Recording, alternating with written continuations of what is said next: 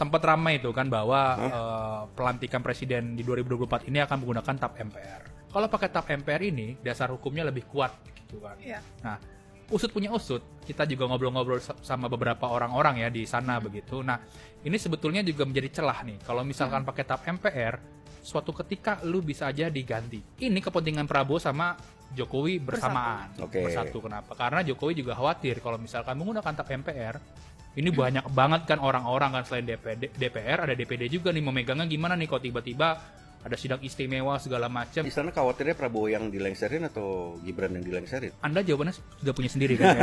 Belakangan muncul juga rumor atau isu gitu ya bahwa Puan ini akan diusung untuk menjadi wakil presiden. Ya, gitu. Gue juga dengar info itu. Tapi ada drama-dramanya juga sih. Gimana Cak? MPR itu. Jadi sedikit gue tambahin ya.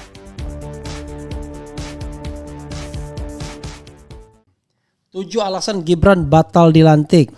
Selain Petrus Celestinus dan Erik S. Pahit, 30-an advokat yang hari ini menggeruduk MPR antara lain Karel Tikwalu, Robert Keitimu, Jamie Mokolensang, Ricky Monengka, Pascalis Peter, kemudian Davianus Hartoni. Mereka juga meminta MPR membatalkan pelantikan Gibran sebagai wapres. Ihwal apakah Presiden Wapres terpilih layak dilantik atau tidak, kata Petrus sangat beralasan karena jeda waktu 8 bulan pasca Pilpres 14 Februari 2024 hingga pelantikan 20 Oktober 2024 dimaksudkan oleh para pembentuk undang-undang agar MPR memiliki waktu yang cukup untuk memantau dan mencermati hal-hal buruk apa yang bakal terjadi, bahkan melekat dalam diri Presiden Wapres terpilih. Namun lolos dari proses seleksi lewat pemilu, pemantau KPU dan proses pemeriksaan MK. Terlebih karena MK memiliki kesempatan dan wewenang yang sangat terbatas dalam PHPU. Ya. Hal demikian beralasan untuk dilakukan karena bisa saja sejak proses pemilu dan sengketa Pilpres diputus MK, hingga menjelang pelantikan terjadi peristiwa dan terdapat fakta hukum yang tersembunyi. Kasus akun Fufufafa misalnya, atau baru terjadi kemudian sehingga lolos dari kecermatan instrumen politik dan hukum yang tersedia. PKPU, Bawaslu, MK dan Petun yang dalam Undang-Undang 7 2017 tentang pemilu telah diantisipasi kemungkinan seseorang presiden wapres terpilih tidak dilantik melalui ketentuan pasal 427 Jungto pasal 169 huruf E dan Jungto Undang-Undang Pemilu jelasnya.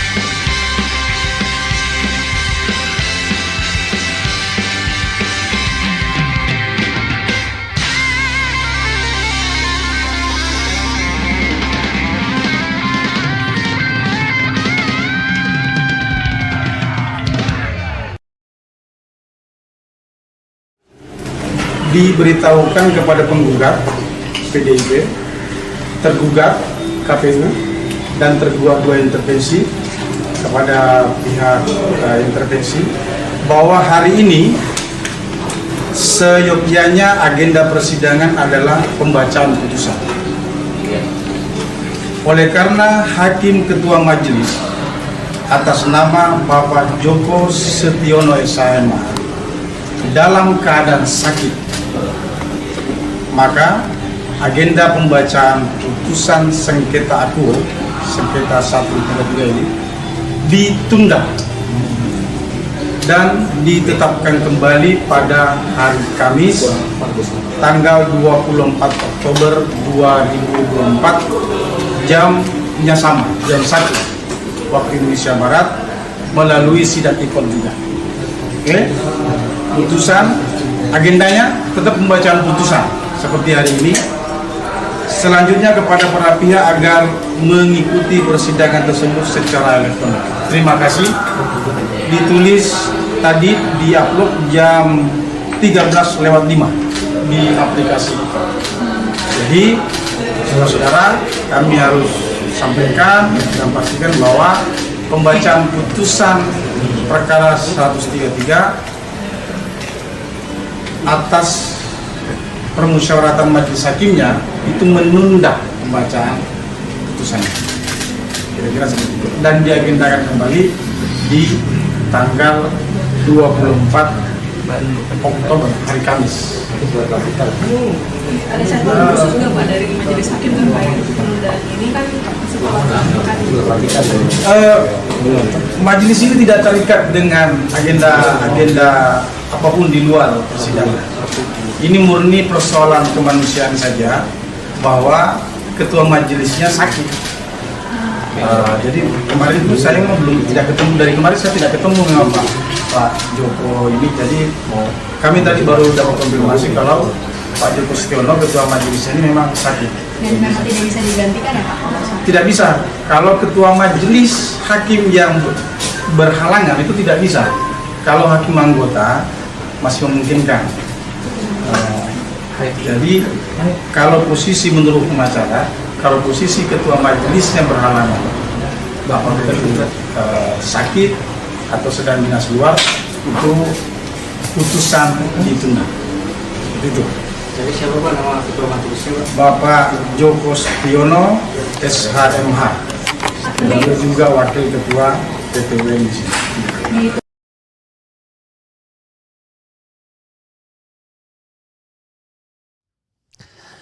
Assalamualaikum warahmatullahi wabarakatuh. Sobat RH sekalian, jumpa lagi kita di channel yang keren ini. Keren cadas. Ya Sobat RH sekalian, kita lanjutkan satu pembahasan ya. Jadi terima kasih Bu Popi atas hadiah topinya ya. Jadi siapapun yang menghadiahkan dan kemudian cocok di kepala saya pakai saja ya. Apalagi kalau tidak ada mereknya itu lebih baik ya. Ada mereknya ya juga boleh, baik-baik aja. Semuanya baik, tidak ada yang nggak baik. Sobat RH sekalian, tadi ada penundaan soal pembacaan putusan ya. Ditunda tanggal 24 Oktober, itu namanya Sontoloyo. Sekarang baru tanggal 10, 14 hari ya, 2 pekan lagi ditunda ya, sama saja bohong. Padahal tentu pencari keadilan, justice seeker berkeinginan bahwa keputusan atau putusan petun itu punya dampak bagi pelantikan Gibran Rakabuming Raka. Tetapi kalau yang sekarang kan pasti nggak punya dampak karena nggak ada urusan lagi sudah kan. Tetapi Sobat RH sekalian, sekali lagi walaupun tidak punya dampak, memang putusan petun itu agak kontroversial seandainya mau dijadikan alas ya, mau dijadikan dasar untuk mendiskualifikasi Gibran Rakabuming Raka. Nah, yang bisa mendiskualifikasi Gibran Rakabuming Raka atau bukan diskualifikasi ya, tidak jadi dilantik atau ditunda pelantikannya adalah ya soal politik di DPR yang terkait dengan yang saya jelaskan ya. Mungkin bisa di-share thumbnailnya ya. Yaitu soal yang terkait 3 hal ini yang mungkin saja secara substansi material itu bisa dipertanggungjawabkan. Soal perbuatan tercela ya, kemudian soal ijazah dan soal gangguan kejiwaan atau penyakit kejiwaan yang itu sebenarnya ya bisa dipertanggungjawabkan argumentasinya ya, baik argumentasi saya, Dr. Tifa, Roy Suryo dan lain sebagainya. Sehingga kalau MPR mau menerima ini, maka bisa jadi pelantikannya ditunda atau bahkan dibatalkan sama sekali. Jadi Sobat sekalian, kita tidak boleh kemudian membiarkan seorang psikopat ya, skizofrenia atau obsessive compulsiveness atau addicted memimpin kita. Itu yang saya tangkap dari Dr. Tiva ya. Nah, rupanya advokat ini akhirnya geruduk juga ke MPR sama seperti kelompok civil society, kami mau menggeruduk ke MPR juga ya, untuk menyampaikan pesan kepada pimpinan baik DPR maupun MPR maupun DPD ya. Coba kita lihat ya. Puluhan advokat geruduk MPR minta pelantikan Gibran dibatalkan. Oke. Oleh Karyudi Sutajah Putra. Oke. Kita lihat ya. Panjang juga nih tulisan dia. Nanti kalau sudah ini akan berhenti ya kalau seandainya nanti maghrib ya, isya ya. Coba kita bacakan ini. Menarik, ini panjang ya, tetapi sebagai bahan perbandingan dengan apa yang saya katakan bagus ya. Jakarta Fusilat News. Kita perdengarkan maghrib dulu ya. Nanti kita lanjutkan setelah ini ya. Oke, saudara sekalian. Jakarta Fusilat News, sedikitnya 30 advokat yang tergabung dalam Tim Pembela Demokrasi Indonesia TPDI dan Pergerakan Advokat Perkat Nusantara hari ini Kamis pukul 13.00 WIB akan menggeruduk gedung MPR RI di Senayan, Jakarta. Mereka minta agar pelantikan Gibran Rakabuming Raka sebagai wakil presiden nanti dibatalkan karena putra sulung Presiden Jokowi tidak memenuhi syarat lagi sebagai wapres.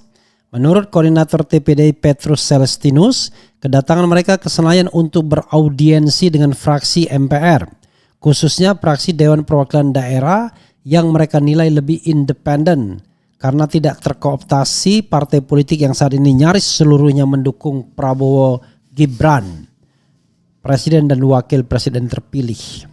Gibran saat ini tengah menghadapi krisis kepercayaan publik yang semakin luas karena berbagai persoalan pelanggaran terhadap konstitusi, hukum dan demokrasi serta hal-hal yang melekat dalam dirinya sehingga memenuhi kelayakannya dan sehingga akan memengaruhi kelayakannya dan syarat-syarat untuk menjadi wapres, kata Petrus.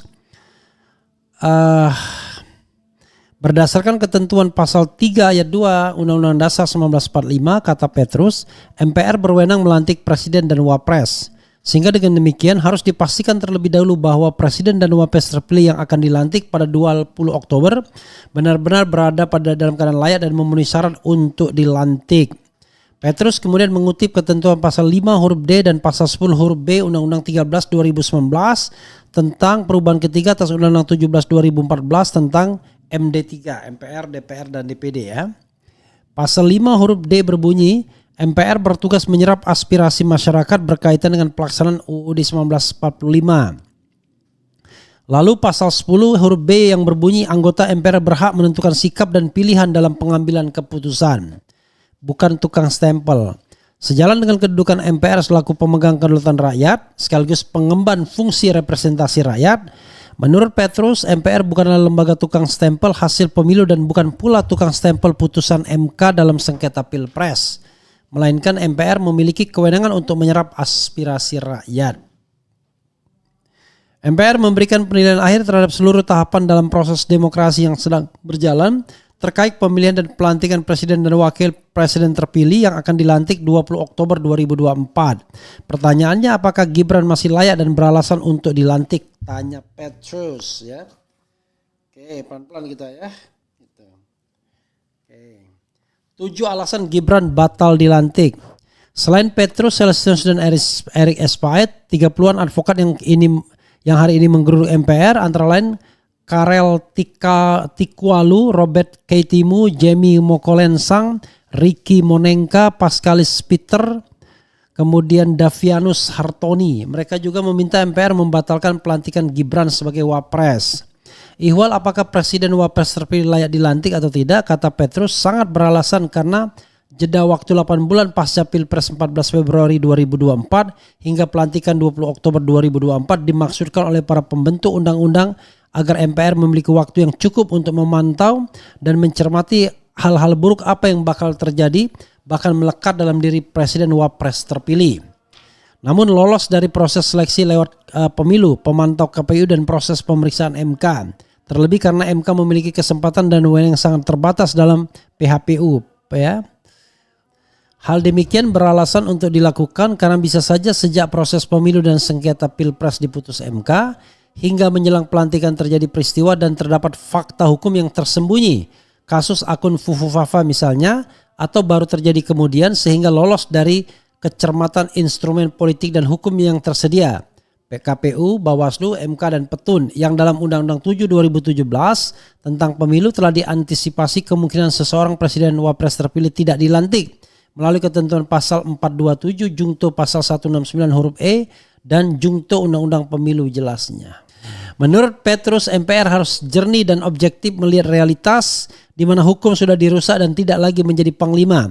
Terdapat fakta yang notoire feiten sudah diketahui umum bahwa ketika MK bersidang dalam judicial review atau uji materi perkara nomor 90 hingga perkara PHPU nomor 1 dan 2, hakim konstitusi berada dalam keadaan tidak merdeka dan tidak bebas akibat pengaruh kekuasaan eksekutif lewat dinasti politik di MK. Oke, suatu kondisi yang sangat paradoks dengan jaminan UUD 45 bahwa kekuasaan kehakiman adalah kekuasaan yang merdeka. Baru satu ya, oke pelan-pelan ya. Setelah mencermati dan menganalisis sejumlah peristiwa dan fakta hukum yang ditarik mulai dari proses dan tahapan persidangan perkara nomor 90, putusan MK nomor 2, 3, 4, dan 5, kemudian tanggal 7 November 2023 dan persidangan perkara PHPU 1 dan nomor 1 dan 2 ya di MK serta peristiwa dan fakta hukum lain yang muncul kemudian dalam kurung fufu-fafa, kami berpendapat bahwa proses pencawapresan Gibran dalam Pilpres 2024 melanggar prinsip konstitusi, hukum dan demokrasi sehingga telah berimplikasi pada tidak sah dan batalnya pencawapresan putra sulung Presiden Jokowi itu, paparnya. Rasa lezat, hidup sehat, dunia terang, dunia cerah, susu sup fufu fafa, batalin aja. Kemudian Petrus kemudian mengungkap 7 peristiwa dan fakta hukum yang dapat dijadikan alasan MPR untuk mendiskualifikasi dan tidak melantik Gibran. Oke, pelan-pelan ya.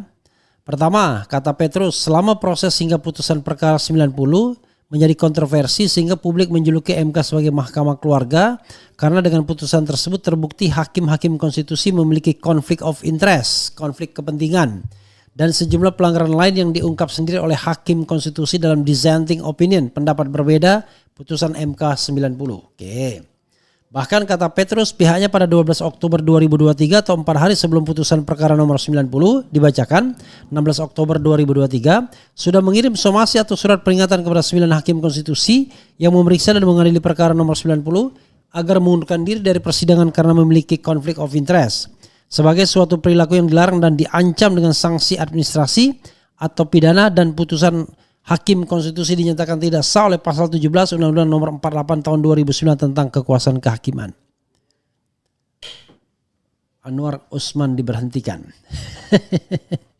Allahu Akbar ya. Saya begini-begini karena rupanya terselang kantuk ya. Oke. Oh, panjang juga masih. Oke. Mudah-mudahan bisa dibacakan terus ya. Karena menarik ini. Namun faktanya, kata Petrus, somasi itu tidak digubris demi mengejar batas waktu pencalonan Gibran.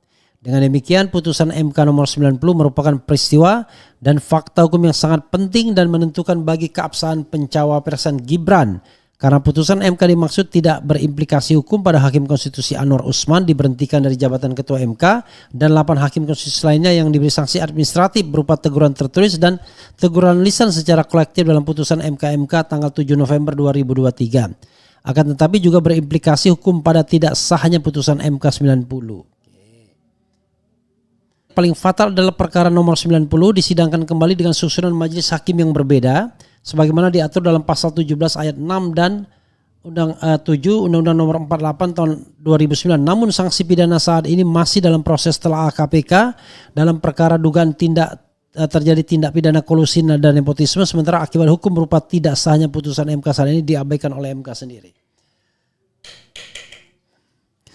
Kedua, kata Petrus, pelanggaran terhadap kode etik dan perilaku hakim oleh 9 hakim konstitusi ketika menyidangkan uji materi pasal 169 huruf Q Undang-Undang nomor 7 2017 tentang pemilu dalam perkara nomor 90 telah dilaporkan oleh masyarakat termasuk TPDI dan Perkat Nusantara kepada Majelis Kehormatan MK. Ini membuktikan bahwa hakim konstitusi telah melanggar pasal 17 Undang-Undang Kekuasaan Kehakiman sebagaimana terbukti dari 9 hakim konstitusi yang menyidangkan perkara nomor 90 diberi sanksi administrasi di mana Anwar Usman diberhentikan dari jabatan ketua MK. Sedangkan hakim konstitusi Saldi Isra dan kawan-kawan diberi sanksi teguran tertulis dan teguran lisan secara kolektif karena terbukti melakukan pelanggaran kode etik dan perilaku hakim. Ini merupakan peristiwa dan fakta hukum yang ikut memperkuat dalil bahwa pencawapresan Gibran cacat hukum dan tidak sah tukasnya. Baru 3, Allahu Akbar. Oke. Rasa lezat hidup sehat. Oke. Kita baca terus ya. Ketiga, kata Petrus, pemberhentian Anwar Usman dan terpilihnya Soehartojo sebagai ketua MK baru merupakan peristiwa dan fakta hukum yang membuktikan bahwa eksekusi atau pelaksanaan putusan MK nomor 234 berjalan dengan baik. Antara lain terjadi pemilihan ketua MK baru Soehartojo menggantikan Anwar Usman dan beberapa larangan lainnya bagi adik ipar Jokowi itu untuk tidak ikut dalam persidangan sengketa tertentu termasuk sengketa Pilpres 2024 dan beberapa sengketa pilkada sebagai sanksi administratif. Oke. Dengan demikian, lanjut Petrus, pergantian ketua MK merupakan peristiwa dan fakta hukum yang sangat penting dan menentukan bahwa MK berada dalam cengkraman dinasti politik Presiden Jokowi ketika memutus perkara nomor 90. Sehingga secara hukum dan moral berimplikasi pada putusan MK dimaksud tidak sah dan pencawapresan Gibran juga tidak sah dan harus dibatalkan. Sesuai ketentuan bab 2 tentang azas penyelenggaraan kekuasaan kehakiman nomor 48 2009 khususnya pasal 17 ayat 1 sampai 7 yang mengatur tentang hak ingkar ungkapnya. Keempat, kata Petrus, keberadaan Anwar Usman sebagai hakim konstitusi pasca putusan MK 90 dan MK 2 merupakan 2023 merupakan peristiwa dan fakta hukum yang membuktikan bahwa berbagai upaya untuk melepaskan pengaruh dinasti politik di tubuh MK masih gagal dilakukan sehingga ancaman terhadap kekuasaan kehakiman yang merdeka tak terhindarkan.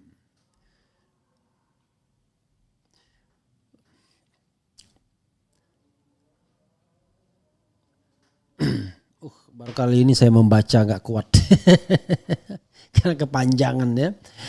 Kondisi demikian semakin memperkuat daya cengkram kekuasaan eksekutif untuk mengintervensi dan membuat MK sebagai lembaga yudikatif yang kemerdekaan dan kemandiriannya dijamin UUD 1945 telah dilanggar oleh Presiden Jokowi dan Anwar Usman dalam semangat dinasti politik, lintas lembaga tinggi negara dan perilaku nepotisme yang menyandera MK sehingga dalam menjalankan fungsi kekuasaan kehakiman menjadi tidak merdeka dan tidak mandiri.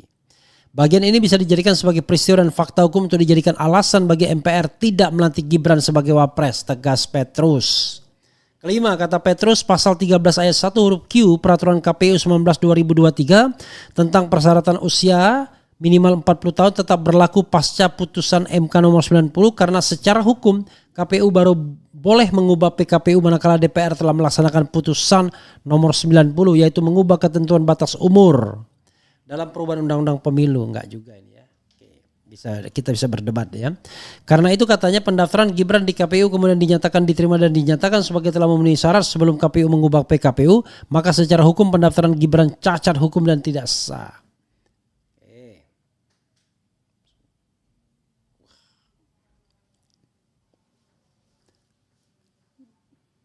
Sikap KPU yang bertindak sebagai eksekutor putusan MK dan mengirim surat kepada semua pimpinan parpol untuk melaksanakan dan memperoleh putusan MK dimaksud dalam Pilpres menjadi peristiwa dan fakta hukum yang sangat menarik untuk dicermati MPR karena menurut Undang-Undang 13 2022 tentang pembentukan peraturan perundang-undangan pasal 10 menyatakan materi muatan yang harus diatur dengan undang-undang berisi antara lain tindak lanjut atas putusan MK urainya.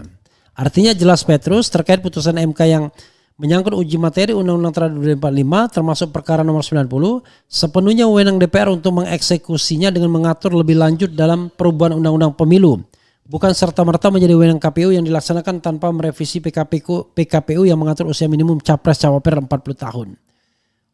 Panjang.